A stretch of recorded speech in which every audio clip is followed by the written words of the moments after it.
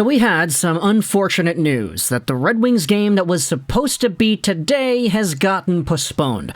I'm here in Vancouver, so I'm not really exhibiting a lot of what's going on in the East Coast, but I have heard that there is a snowstorm going on. I'm not too sure. Please, somebody go in the comments and let me know what the situation is in and around Detroit, the Ontario area, the Quebec area as well.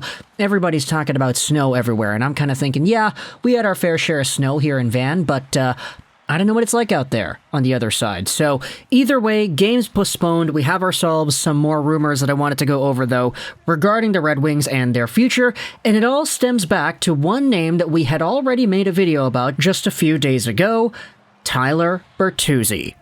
Now, we had uploaded that video on Sunday, I believe, talking about how a Bertuzzi trade is actually possible. We cited an article on MLive.com by Ansar Khan, talking about how the Red Wings might actually go out there and trade Bertuzzi away if they're not able to find a solidified contract agreement. Now, that, in and of itself, is not a new idea. It's not something that is all too surprising. It's probably what a lot of Wings fans would have said heading into the season was more likely than not to happen. Bertuzzi, if you needed the refresher over here, 27 years old, 6'1", 185, a left-handed shot, signed till the end of this season, making $4.75 million a year. Now, he might go out there and ask for a boatload of money next season. Who knows? The guy last year was a point-per-game player, and he's a multiple-time 20-plus goal guy. When it comes to Bertuzzi at his best, he can be absolutely game-changing. An agitator with bite, not afraid to get in your face, plus the offensive skill to boot. He had 30 goals last season as well. So, at his best, if Bertuzzi really pans out to the top-tier potential that he has, which isn't too high anymore since he is 27, he's technically in his prime, at his best, he could be a 30-35 goal, let's say 75-point winger with top 6 minutes on a good team. Now, when it comes to that article that we had talked about, we also brought up the idea saying that Bertuzzi this season hasn't really been all too great in the limited sample that he has played, and with all the setbacks of injuries and him missing time at different parts of the year, it's questionable at best to go out there and say, okay, Stevie Y is probably going to give Bertuzzi the $6.5 million AAV salary that he might be demanding. Maybe even more so if him and his agent believe that the 30-goal and 60-point marker in only 68 games last year should be considered the norm. This is why we talk about trade ideas, and we go back over on Ansar Khan's article that we had discussed the other day. Toronto, long rumored to be interested, still seems like one of the most logical destinations for Bertuzzi should he get traded. The immensely talented Maple Leafs desperately need to win at least one playoff round, which they haven't done since 2004. And they could also use the elements that Bertuzzi brings. We had talked about all the other stuff mentioned in the article back in the video on Sunday, so you could go ahead and watch that video if you want my assessment on Bertuzzi and the Wings situation. But when it comes to the Toronto Maple Leafs, this is a very intriguing opportunity for a guy like Tyler Bertuzzi, and it's actually kind of comical to me how this comes about, because when I was doing some prep work for this video, I searched up on Google Bertuzzi Maple Leafs, looking for some Tyler Bertuzzi articles and discussion, and the first thing I found was actually this post made on Bleacher Report, Bertuzzi to the Maple Leafs by the end of the day. And I looked throughout the article, I just kind of scrolled through it, and I was like, wait a minute, what are we talking about here? Brian Burke, the Canucks, and the Ducks? And then I looked at the timestamp and it was like, oh, this article is from 10 years ago, July 28th, 2009, and it's talking about Tyler's uncle, Todd Bertuzzi, potentially going over to the Maple Leafs.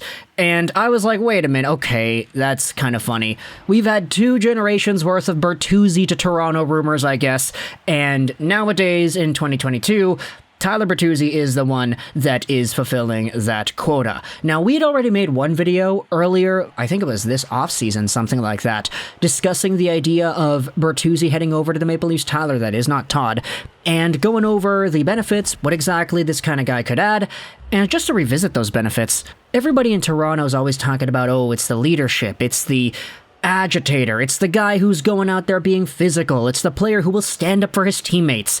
Tyler Bertuzzi kind of goes out there and fulfills a lot of those boxes, and so when it comes to the necessity of grit that everybody seems to be talking about when it comes to the Toronto Maple Leafs, Bertuzzi fits, Not to mention the fact that he is a goal scorer, he is a playmaker, he is a guy that can contribute offensively as well in a pretty great capacity.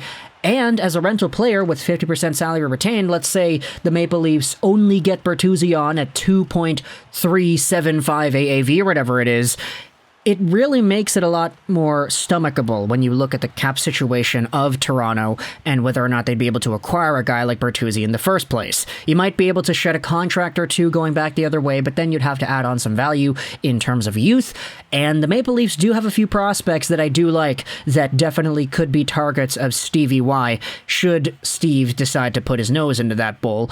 We know the Wings have had a lot of success with overseas prospects, Moritz Seider, Marco Kasper, Regla guys. You also have Lucas Raymond in the SHL, Simon Edvinsson there too.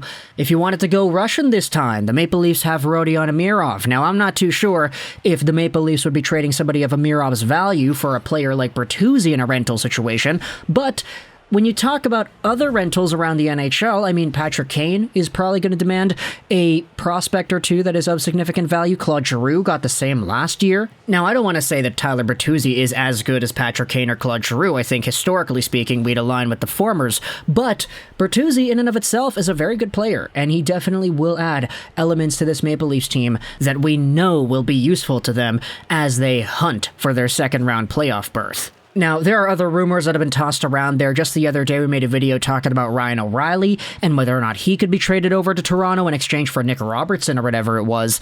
And if you're talking about a guy like Nick Robertson, then hey, I would be intrigued if I was Steve Yzerman talking about Robertson as well. We know the Red Wings don't like to go too small on their younger players. I know you got Kirill Tutiev in the system, who is kind of really, really small, but at the same time, the guys who have made the biggest impacts also happen to be the biggest guys. Kosa, okay, he's a goaltender, he doesn't really count. Seider, as we had said, Edvinsson, Soderblom, right in here too. The Red Wings like to diversify, and I think it's going to be really interesting if they use this opportunity to maybe make a trade for a smaller player like Robertson or so. And at the end of the day, the Maple Leafs, I mean, they don't really have too many draft picks this year. They still have their first, which is good. They don't have their second, though. They don't have their fourth or their seventh. So when it comes to the draft capital, I mean, if the Maple Leafs and Dubas are not willing to depart with their first from this year, Stevie Y has all the bargaining power in the world to say, okay, well, give us another prospect, Rodion Amirov, and a guy like Topi Niemela, for example, whom you're not even going to get the most value out of this year. You got to go out there and save your job, Dubas. Your guys are probably going to be leaving soon. Who knows what's going to happen with Matthews, with Nylander, their futures in Toronto, etc. So if there is a time to make the playoffs and dominate in the playoffs, it is now. Take the bite on Tyler Bertuzzi. Come on, take the shot. Talk to the comments your thoughts about this idea of Bertuzzi heading over to the Maple Leafs and whether or not you think this sort of trade package return is appropriate. If you are a Red Wings fan, let me know in the comments what your opinion is as to whether or not Bertuzzi will end off 2022-2023 with or without the winged wheel on his sweater. Do you think he gets traded? Do you think he gets re-signed? And if he gets traded to Toronto of all teams, what do you think that package includes when it comes to the return? Which prospect do you think the Red Wings should target? Do you think they should target prospects at all? Do you want to go full draft picks? Or do you like a guy like Nick Robertson or a guy like, dare I say, Alex Kerfoot, so much to the point that you would include that guy instead? Let me know your thoughts in the comment section below. Also, if you're a Leafs fan, what do you think about Tyler Bertuzzi and the way that he plays? Where do you think he would mesh on your team? And ultimately, what do you think the cost should be if you're the guys paying to get him? Thoughts in the comment section below. I hope you enjoyed this Juraj 99. And bye.